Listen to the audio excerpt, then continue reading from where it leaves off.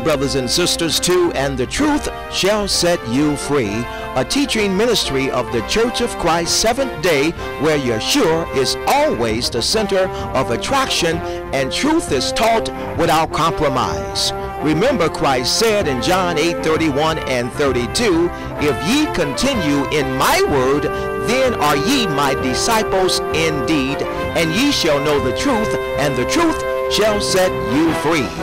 Now here's our anointed pastor and teacher, Pastor Ray McCullough.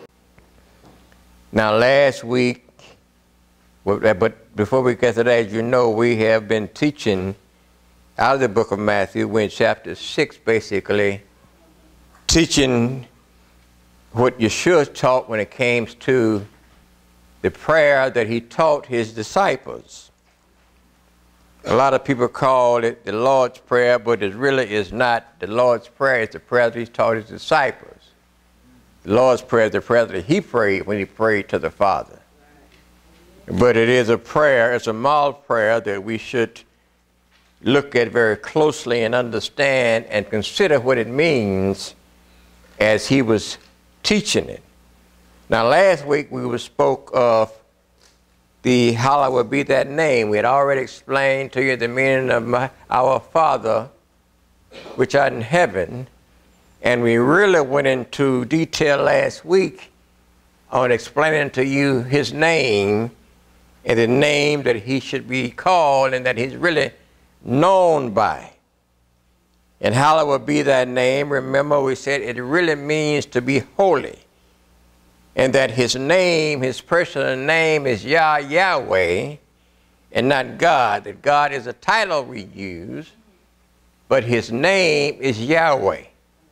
Y-A-H-W-E-H, and most of us say Yah, Y-A-H, as a short pronunciation of the name Yahweh.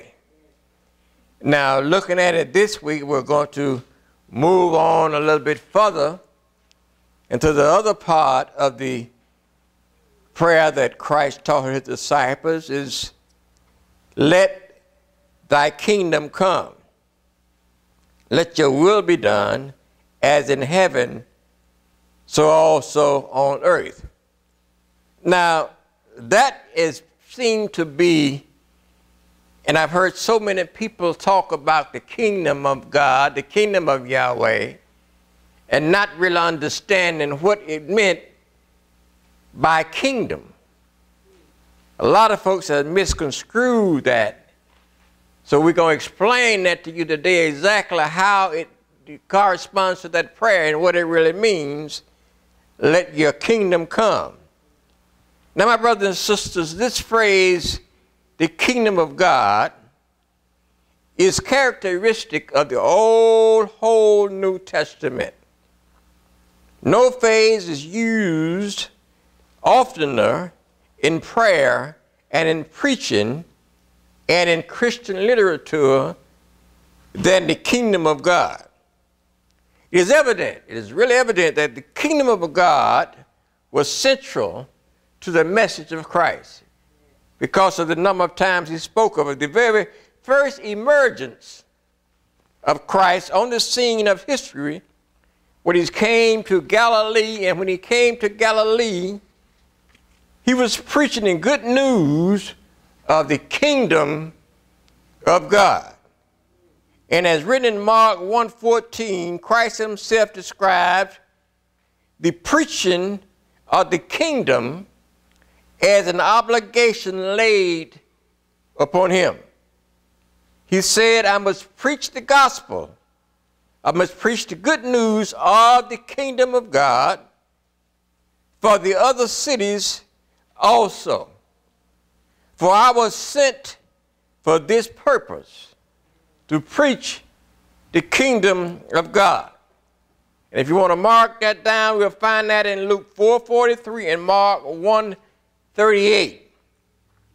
Now, Luke's description of Christ's activities is that he went to every city and every village preaching and showing the good news, once again, of the kingdom of God, which we find in Luke 8:1. Now clearly, we want to make a clear definition of that the kingdom, the meaning of the kingdom of God is something which we are bound to try to understand, even above all the misunderstanding that we've had about this kingdom. When we try to understand the meaning of this phrase, we meet with certain puzzling facts. Certain puzzling facts. We find that Christ spoke of the kingdom in 3 different ways, which confuses people in a sense in which they've not been able to understand the true meaning of this kingdom. He spoke of the kingdom as exciting in the past, existing in the past. He said that Abraham and Isaac and Jacob and all the prophets were in the kingdom of God. Once again, we find this in Luke 13:26 and in Matthew 8:11. He also spoke of the kingdom as present. The kingdom of God, he said, is in the midst of you, which he found in Luke 17:21. And that's, once again, is how people get confused when we start talking about the kingdom of God. They say the kingdom of God is in you, but the kingdom of God is more than just in you. And this is what Christ was trying to show them, that it's being past, present, and also future. The kingdom of God is therefore present, and the reality here is, and now, and then right now, the kingdom of God. And he also, on the 3rd phrase, spoke of the kingdom of God as future. For he taught men to pray for the coming of the kingdom of God. And this is what the part of that prayer is, a future prayer. Remember when it talks of let your kingdom come. Let it be done as in heaven, let it be done also on earth, which makes that kingdom future. So the kingdom of God really and in reality was past, it was present, and it's going to be future. So we're going to have to understand and know just what that kingdom is. Now, I know what a lot of us are asking ourselves, and we do this now. How can the kingdom of God be past, present, and future all at the same time? How can the kingdom be at one hand and at the same time something which existed in the past, something which also exists now, and for those coming in the future? How can it exist in all 3 phases of time and still be considered the kingdom of God? Which means, therefore, my brothers and my sisters, that the kingdom goes far back, way back into history. We find this key in the double petition of the prayer that Christ taught his disciples.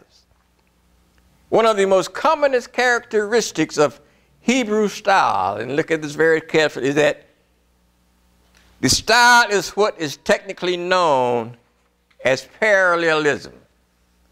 Parallelism, when the Hebrews did a lot of writing in the way they taught. Now, the Hebrew tends to say everything twice.